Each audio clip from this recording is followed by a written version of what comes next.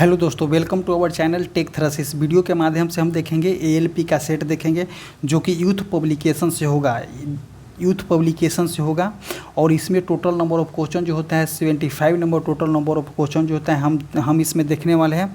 GK और GS का portion देखने वाले हैं और मैथ और रीजनिंग का पोर्शन हम इसमें नहीं देखने वाले हैं, तो सिर्फ और सिर्फ जीके और जीएस का पोर्शन देखने वाले हैं। तो मेरा फर्स्ट क्वेश्चन क्या बोलता है, कंप्यूटर और इंटरनेट के क्षेत्र में W3C का पूर्ण रूप क्या होता है? तो देखिए W3C का पूर्ण रूप होता है world wide web consortium. W3C का अर्थ हो जाता है वर्ल्ड वाइड वेब कंसोर्टियम, इसका आंसर हो जाएगा। नेक्स्ट क्वेश्चन देखते हैं, गले का एक फैला हुआ हिस्सा जो लड़कों में आवाज़ बॉक्स बढ़ाने के लिए जिम्मेदार होता है, उसको क्या बोलते हैं? तो देखिए मान लेते हैं कि ये जो ऊपर से आया हुआ है गला हो गया यहाँ से, और ये देखिए एक थोड़ा सा जो होता है इस पार्ट में निकला होता है गला के पास में थोड़ा सा निकला होता है, इसको क्या बोलते हैं? एडम का स्यू बोलते हैं। अगर इसको बोल देते हैं क्या, एडम का स्यू बोलते हैं। टेस्टोरेन जो होता है तो ब्रिसन में होता है, एक प्रकार के हार्मोन है। देखिए ग्रास नली में ही ऊपर में थोड़ा सा जो होता है एक छोटा सा निकला होता है इस तरह के, जो उसको हम बोलते हैं एडम का स्यू। तो ऑप्शन नंबर डी जो हो जाएगा इसका आंसर हो जाएगा।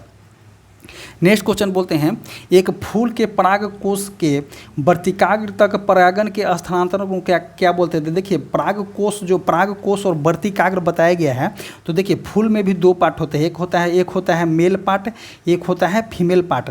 तो देखिए पराग कोश जो होता है मेल पार्ट के अंतर्गत आता है, वर्तिकाग्र जो होता है फीमेल पार्ट के अंतर्गत आता है। अब देखिए पराग कोश को और वर्तिकाग्र तक पहुंचाने की प्रक्रिया को क्या बोलते हैं? तो हम इसको बोलते हैं परागन। इसको ही हम बोलते हैं परागन।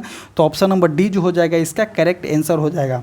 नेक्स्ट क्वेश्चन देखते हैं कि तीन सक्रिय रूप है किसको? Retinol, retinoic acid. तो किसको हम बोल सकते हैं? तो विटामिन ए को ही हम रेटिनॉल बोलते हैं। तो ऑप्शन नंबर बी जो हो जाएगा करेक्ट आंसर हो जाएगा।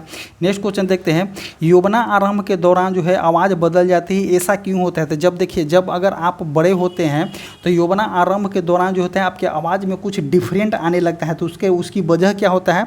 सिगरेट पीने के कारण। तो सभी लोग सिगरेट थोड़े पीते हैं। पेशीय कोशिका के कारण ये भी नहीं हो जाएगा। फेफड़ों के विकास के कारण। तो देखिए फेफड़ा को जो है आवाज़ से कोई लेना देना नहीं है। फेफड़ा के काम क्या है? तो ब्लड को नहीं, फेफड़ा को काम है कि एयर को लेता है और उसको बाहर निकालने का काम करता है। एक शॉर्ट फॉर्म में हम बता देते हैं, फेफड़ा का वर्क यही है। नेक्स्ट क्या है? स्वर तंत्र के विकास के कारण। तो देखिए जो लैरिंग्स का विकास हो जाता है, स्वर तंत्र का विकास हो जाता है, तो उसी की वजह से हम आपको बता देते हैं कि आवाज़ में जो होता है डिफरेंट देखने को मिलता है लोगों को। तो ऑप्शन नंबर डी जो हो जाएगा इसका आंसर हो जाएगा। नेक्स्ट क्या बोल रहा है, पहला प्रकाश संश्लेषी ऑक्सीजन उत्पन्न करने वाला जीव पृथ्वी पर प्रकट हुआ है। तो क्या बोला है? पहला प्रकाश संश्लेषण ऑक्सीजन उत्पन्न करने वाला जीव पृथ्वी पर प्रकट हुआ था। तो कौन सा था? तो साइनोबैक्टीरियम इसका आंसर हो जाएगा। नेक्स्ट देखते हैं क्या, किस रासायनिक अभिक्रिया में भिन्न यौगिक बनने के लिए दो यौगिक के बॉन्ड या आयनों का विस्थापन होता है? तो देखिए दो यौगिक के बॉन्ड या आयनों का विस्थापन करता है, तो क्या बोलते हैं? दोहरी विस्थापन अभिक्रिया इसका आंसर हो जाएगा। तो दोहरी विस्थापन देख रहा है, तो दोहरी विस्थापन अभिक्रिया इसमें आंसर दे रहा है। तो ऑप्शन नंबर बी जो हो जाएगा करेक्ट हो जाएगा। नेक्स्ट क्वेश्चन बोल रहा है क्या, कार्बन का एक अपरूप नहीं है? तो देखिए कार्बन का अपरूप फ्लोरेंस जो होता है कार्बन का अपरूप है, सही है। हीरा भी कार्बन का ही अपरूप है, ग्रेफाइट भी कार्बन का ही अपरूप है। तो देखिए कार्बन डाइऑक्साइड जो है कार्बन का एक अपरूप नहीं है। कार्बन डाइऑक्साइड का कार्बन जो है C और O2 के संयोग से बनता है, CO2। तो ये कार्बन का अपरूप नहीं है। तो ऑप्शन नंबर बी जो हो जाएगा इसका करेक्ट आंसर हो जाएगा। नेक्स्ट क्वेश्चन देखते हैं, मेडलिव की आवर्त सारणी के दौरान एक जर्मन पत्रिका में प्रकाशित हुई थी। तो देखिए मेडलिव के आवर्त सारणी के दौरान 1872 में एक जर्मन पत्रिका में प्रकाशित हुआ था। तो ऑप्शन नंबर डी जो हो जाएगा करेक्ट आंसर हो जाएगा। और ये जो क्वेश्चन जो है एग्जाम में पूछा हुआ क्वेश्चन है, इसीलिए इस क्वेश्चन पे ज़्यादा जोर दीजिएगा। अब मेडलिव के आवर्त सारणी के बारे में हम आपको बता दें कि मेडलिव के आवर्त सारणी जो है परमाणु द्रव्यमानों के बढ़ते भार के ऊपर लिया गया है। मेडलिव के आवर्त सारणी जो थे परमाणु द्रव्यमान के आवर्त फलन होता है, और मोसले का जो होता है होता है, परमाणु क्रमांक के आवर्त फलन होता है, यही देख लीजिएगा। मेडलीफ और मोसले में यही अंतर है। मोसले को ही हम मॉडर्न पीरियोडिक टेबल बोलते हैं, जो कि परमाणु क्रमांक के बढ़ते नियम पे है, और जो है परमाणु क्रमांक के बढ़ते फलन पे होता है। और जो है मेडलीफ के आवर्त सारणी में जो होता है, मेडलीफ के आवर्त सारणी परमाणु द्रव्यमान के आवर्त फलन होता है। तो ऑप्शन नंबर डी हो जाएगा इसका आंसर, क्योंकि 1872 में जर्मन पत्रिका में प्रकाशित किया गया था।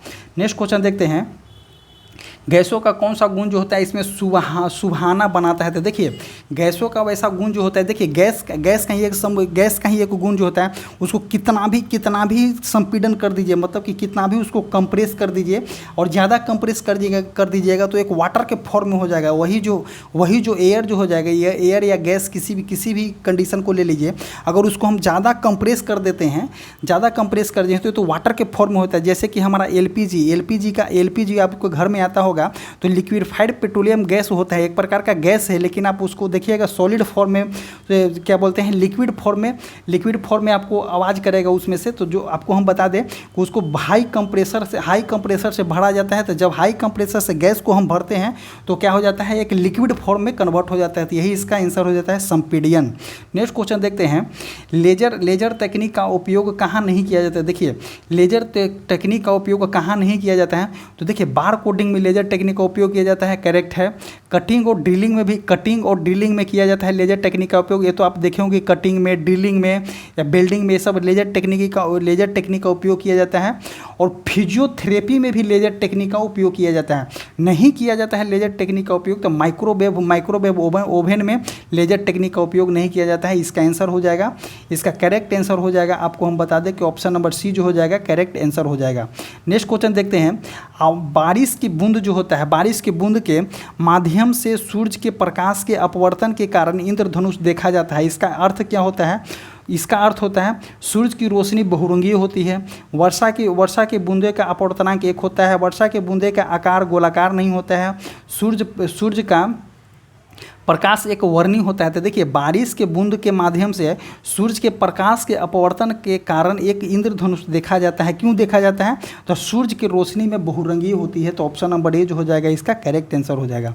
नेक्स्ट क्वेश्चन देखते हैं, ध्वनि तरंगे खाली स्थान तरंगे होते हैं। तो देखिए ध्वनि तरंगे की बात किया जाता है तो ध्वनि तरंगे एक प्रकार के यांत्रिक तरंगे होते हैं। यांत्रिक तरंग के हम अनुदैर्घ्य तरंग बोलते हैं। कौन सा, तो अनुदैर्घ्य तरंग बोलते हैं। ध्वनि तरंग एक यांत्रिक तरंग है, क्योंकि ध्वनि को चलने के लिए हमें मीडियम की आवश्यकता होती है। तो देखिए सॉलिड में ज़्यादा होता है, उसके बाद लिक्विड हो जाता है, उसके बाद क्या हो जाता है, गैस हो जाता है। तो देखिए निर्वात में ध्वनि नहीं चल सकता है, क्योंकि निर्वात में कुछ नहीं होता है ना, एयर को भी वैकेंट कर लिया जाता है, निकाल लिया जाता है। तो निर्वात में ध्वनि का चाल नहीं हो, निर्वात में ध्वनि का चाल 0 हो जाएगा।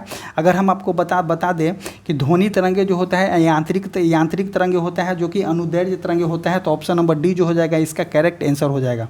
नेक्स्ट क्वेश्चन देखते हैं, वह बिंदु जहाँ पर वस्तु का संपूर्ण भार कार्य करता है उसको हम क्या बोलते हैं। तो अगर बात आपको बता दें कि वह बिंदु जहाँ वस्तु का संपूर्ण भार टोटल वेट अगर काम करता है तो उसको क्या बोलते हैं, गुरुत्वाकर्षण का केंद्र बोला जाता है। नेक्स्ट क्वेश्चन देखते हैं, किसी निश्चित ऊंचाई पर उठे हुए पानी में, किसी निश्चित ऊंचाई पर, अगर ऊंचाई की बात किया जाता है, किसी निश्चित ऊंचाई पर उठे हुए पानी में कौन सा ऊर्जा हो जाएगा। तो देखिए कोई हाइट समथिंग हाइट गेन कर रहा है, if gain something height then will call potential energy. तो ऑप्शन नंबर बी जो हो जाएगा इसका आंसर हो जाएगा। नेक्स्ट क्वेश्चन देखते हैं, नेक्स्ट क्वेश्चन क्या है कि स्तूप के निर्मित छज्जे जैसी संरचना को क्या कहा जाता है। देखिए स्तूप के निर्मित जो है छज्जे जैसी संरचना को हम क्या बोल सकते हैं, छत नहीं बोलते हैं, हर्मिका अंड, तो हम इसको क्या बोलते हैं, हर्मिका बोला जाता है, जो कि स्तूप जो होता है कौन से बौद्ध धर्म से रिलेटेड है। स्तूप में निर्मित छत जो होता है उसको क्या बोलते हैं, हर्मिका बोला जाता है। नेक्स्ट क्वेश्चन देखते हैं, मध्ययुगीन काल में सरकी रजाओं ने अटाला कौन सा, तो अटाला मस्जिद को खाली स्थान में बनाया था। तो देखिए अटाला मस्जिद कहाँ में बनाया था, अटाला मस्जिद की बात करते हो तो जौनपुर में बनाया था अटाला मस्जिद। नेक्स्ट क्वेश्चन देखते हैं, नेक्स्ट क्वेश्चन, इनमें से कौन सा स्वतंत्रता सेनानी जो है मोतीलाल नेहरू के साथ स्वराज पार्टी की स्थापना किया था। तो स्वराज पार्टी की स्थापना कब हुआ था, तो 1923 में स्वराज पार्टी की स्थापना इसलिए हुआ था क्योंकि चौरी चौरा कांड की वजह से असहयोग आंदोलन को स्थगित किया गया था, उसी के लिए जो होता है चौरी चौरा कांड हुआ था। और देखते हैं क्या कि रास बिहारी बोस ये नहीं थे, अंबिका चंद मजूमदार ये भी नहीं थे, तो चित्तरंजन दास जो थे इन्होंने और मोतीलाल नेहरू ने मिल करके मोतीलाल नेहरू और चित्तरंजन दास ये दोनों मिल करके ही इसका स्थापना किए थे, स्वराज पार्टी की स्थापना किए थे। और इसका बता दें कि स्वराज पार्टी के अध्यक्ष ही थे जो चित्तरंजन दास थे, सी आर दास थे, और मोतीलाल नेहरू जो थे कौन थे, महासचिव मोतीलाल नेहरू थे, और सी आर दास जो थे अध्यक्ष थे, और उसका 1923 में गठन किया गया था। इसका क्वेश्चन बहुत इंपॉर्टेंट क्वेश्चन है, स्वराज पार्टी वाला आप पूछते रहता है। नेक्स्ट क्वेश्चन देखते हैं, अनुच्छेद 336 के कुछ सेवाओं के लिए किस समुदाय को विशेष प्रावधान दिया गया है। तो देखिए अनुच्छेद 336 में बात करता है किसका, तो एंग्लो इंडियन की बात करता है। ऑप्शन नंबर डी जो हो जाएगा इसका करेक्ट आंसर हो जाएगा। नेक्स्ट क्वेश्चन देखते हैं, भारतीय संविधान निम्नलिखित में से कौन सा मौलिक अधिकार की गारंटी नहीं देता है। तो देखिए स्वाधीनता के अधिकार सही है, धार्मिक स्वतंत्रता आपको देता ही है, समानता के अधिकार देता है, तो व्यवसाय करने का अधिकार जो होता है फंडामेंटल राइट नहीं देता है। तो मौलिक अधिकार जो है व्यवसाय करने का अधिकार नहीं देता है। आपको व्यवसाय करने के पूर्ण आज़ादी है, लेकिन आपको अधिकार नहीं दिया गया है व्यवसाय करने का। अगर इनकेस बता दे व्यवसाय करने का अधिकार दे दिया जाएगा, सब चला जाएगा सुप्रीम कोर्ट में आ कहे कि हमको व्यवसाय करना है, ये इसीलिए इसको व्यवसाय का अधिकार नहीं दिया गया है। नेक्स्ट क्वेश्चन देखते हैं, भारतीय संविधान अनुच्छेद 170 के अनुसार प्रत्येक राज्य में विधानसभा की बात बोला जाता है। प्रत्येक विभाग अनुच्छेद आर्टिकल 170 के अनुसार लेजिस्लेटिव असेंबली में विधानसभा में अत्याधुनिक कितना होना चाहिए, तो अत्याधुनिक 60 सीट होना चाहिए। और मिनिमम कितना हो जाए, अत्याधुनिक जो होता है 500 सीट होना चाहिए। और मिनिमम जो होना चाहिए तो मिनिमम कितना होना चाहिए, तो मिनिमम होना चाहिए 60 सीट होना चाहिए। अधिक कितना होना चाहिए, अधिक होना चाहिए 500।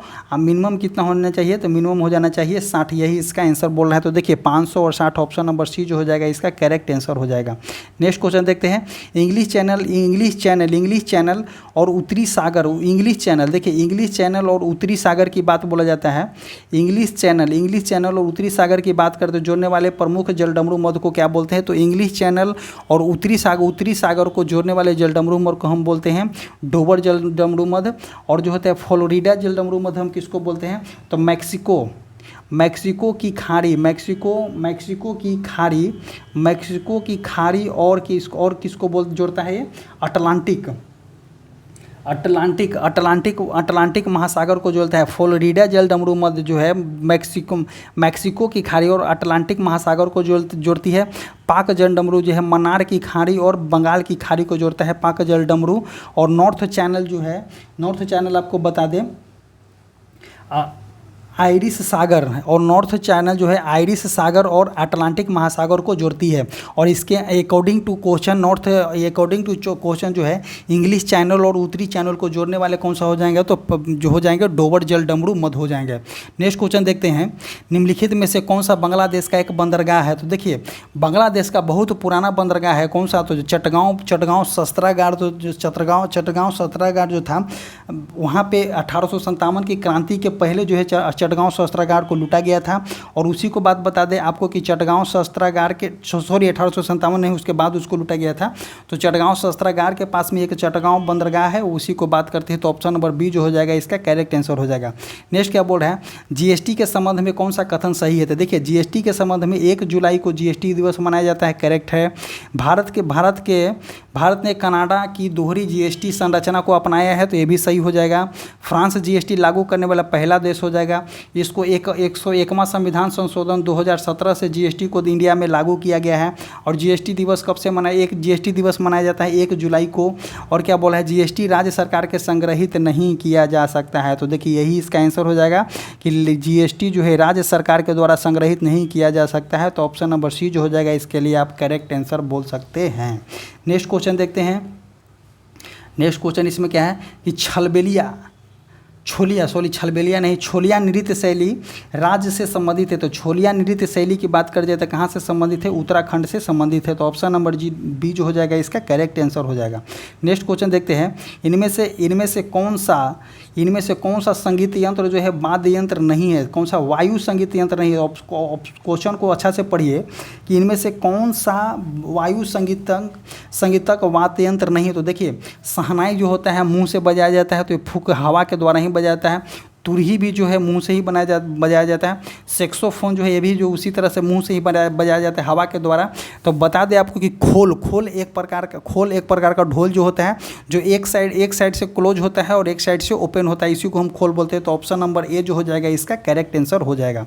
नेक्स्ट क्वेश्चन देखते हैं, मध्याह्न भोजन योजना किस मंत्रालय के कार्यक्रम के अंतर्गत आता है। तो देखिए जो मिड डे मील दिया जाता है स्टूडेंट को, जो प्राइमरी स्कूल मिडिल स्कूल में मिड डे मील दिया जाता है, तो किस मंत्रालय के अंतर्गत आता है। तक उसका मंत्रालय की बात कर दे तो वो शिक्षा मंत्रालय के अंतर्गत आता है। ऑप्शन नंबर डी जो हो जाएगा इसका करेक्ट आंसर हो जाएगा। नेक्स्ट क्वेश्चन देखते हैं, मलाला यूसुफ ने शरणार्थी लड़कियों के लिए कौन सा पुस्तक लिखी है। तो देखिए मलाला जो है मौलाना यूसुफ ने शरणार्थी लड़कियों के लिए कौन सा पुस्तक लिखी है। तो बी आर डिस्प्लेस्ड किनके द्वारा लिखा गया है। तो मलाला के द्वारा लिखा गया है। नेक्स्ट क्वेश्चन देखते हैं, वर्ल्ड बुक एंड कॉपीराइट दिवस कब मनाया जाता है। तो world book and copyright day की बात कर दे तो 23 अप्रैल को मनाया जाता है world book day and copyright.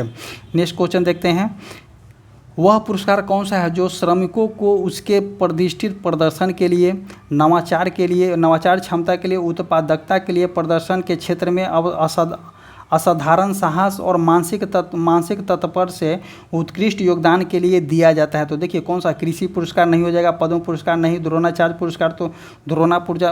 पुरस्कार भी नहीं हो जाएगा। तो इसका आंसर कौन सा हो जाएगा, प्रधानमंत्री श्रम पुरस्कार दिया जाता है। ऑप्शन नंबर बी जो हो जाएगा करेक्ट आंसर हो जाएगा। नेक्स्ट क्वेश्चन देखते हैं, इनमें से किस अंतर्राष्ट्रीय संगठन का मुख्यालय वाशिंगटन डीसी में है। तो देखिए वाशिंगटन डीसी की बात कर दें तो अंतर्राष्ट्रीय मुद्रा कोष का जो होता है IMF का जो है, इसका जो है वाशिंगटन डीसी में है। IMF इसका आंसर यही हो जाएगा। अब देखते हैं यूरोपीय सेंट्रल बैंक का मुख्यालय कहाँ में है। तो इस यूरोपीय सेंट्रल बैंक का मुख्यालय कहाँ में है। तो फ्रैंकफर्ट जर्मनी में इसका मुख्यालय है। आर्थिक असहयोग एवं विकास संगठन मतलब कि OECD का हेडक्वार्टर कहाँ है। तो OECD का बता दें आपको पेरिस फ्रांस, जो कि अभी बहुत चर्चित में पेरिस फ्रांस में ओलंपिक हो रहा है, ओलंपिक 2024 पेरिस में हो रहा है। नेक्स्ट क्वेश्चन देखते हैं, अंतर्राष्ट्रीय श्रम संगठन। तो श्रम संगठन कहाँ है, जिनेवा स्विट्जरलैंड में है। अंतर्राष्ट्रीय श्रम संगठन जिनेवा स्विट्जरलैंड में इसका हेडक्वार्टर है। तो इसका ऑप्शन हो जाएगा इस क्वेश्चन का ऑप्शन नंबर ए जो हो जाएगा IMF इसका आंसर हो जाएगा। नेक्स्ट देखते हैं, ब्लैक पर्ल किस खेल से संबंधित है। तो फुटबॉल से संबंधित है। परमाणु ऊर्जा विभाग की इकाई Raja Ramanna centre for advance technology कहाँ स्थित किया गया है। तो इंदौर में किया गया है और स्थित किया गया है। नेक्स्ट क्वेश्चन देखते हैं, भारत रत्न पुरस्कार के प्रथम प्राप्तकर्ता और स्वतंत्र पार्टी 1959 के संस्थापक कौन थे। तो देखिए क्या बोला है, भारत रत्न पुरस्कार के प्रथम प्राप्तकर्ता और स्वतंत्र पार्टी 1959 के संस्थापक कौन थे। तो सी राजागोपालाचारी इसका आंसर हो जाएगा ऑप्शन नंबर ए। अब देखते हैं एक क्वेश्चन जो है, नेक्स्ट क्वेश्चन जो होता है लास्ट क्वेश्चन है, और देखते हैं डेनमार्क की संसद को क्या बोलते हैं। तो डेनमार्क की संसद को हम बोलते हैं फोल्केटिंग जो होता है डेनमार्क की संसद को बोलता है। और देखो अस्टार्टिगेट क्या बोला है, ऑस्टोटिगेट किसको बोलता है। तो नॉर्वे को बोला जाता है, नॉर्वे को बोला जाता है। पार्लियामेंट बोला जाता है, पार्लियामेंट के जननी किसको बोलता है, ब्रिटेन को हो गया, इंडिया हो गया, उसके बाद आप बता दें साउथ अफ्रीका हो गया, साउथ अफ्रीका के बाद बताते हैं आपको कनाडा हो गया। ये सभी के पास जो है पार्लियामेंट है। द नेशनल डाइट कहाँ के है, तो जापान का है 10 नेशनल डाइट। और फोर्केटिंग जो है कहाँ के है, फोर्केटिंग जो कहाँ के है डेनमार्क का हो जाएगा। और अगर पार्लियामेंट की जननी बोला जाता है तो पार्लियामेंट की जननी हम किसको बोलते हैं, यूको को बोलते हैं, ब्रिटेन को बोलते हैं। और यहाँ पे पार्लियामेंट ही है। और इंडिया में भी पार्लियामेंट पार्लियामेंट है, साउथ अफ्रीका में भी पार्लियामेंट है, कनाडा में भी पार्लियामेंट आपको देखने को मिलेगा। इसी तरह से हमारा ये जो 75 आज जो है हमारा ये 40 नंबर सेट जो है समाप्त होता है। आपको ये सेट कैसा लगा आप कमेंट करके बता सकते हैं। आप इसको रेगुलर बैच में प्रैक्टिस कीजिए क्योंकि एग्जाम नज़दीक है। और हमारा टेलीग्राम चैनल है जो कमेंट बॉक्स और डिस्क्रिप्शन बॉक्स में टेलीग्राम का लिंक पिन कर दिया गया है, आप जाइए और वहाँ से जुड़ लीजिए, जुड़िएगा, आपको बेनिफिट मिलना चालू हो जाएगा। Thank you.